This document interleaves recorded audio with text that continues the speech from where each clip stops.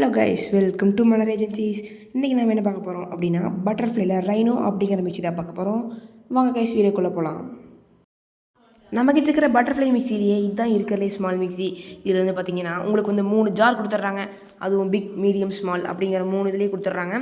அது மாதிரி பார்த்திங்கன்னா உங்களுக்கு வந்து 500 வாட்ஸில் கொடுத்துட்றாங்க. உங்களுக்கு கரண்ட் பில்லும் அவ்வளோக்கோ வராதுன்னு நினச்சிங்கன்னா இது எடுத்துக்க உங்களுக்கு ஈஸியாக இருக்கும்.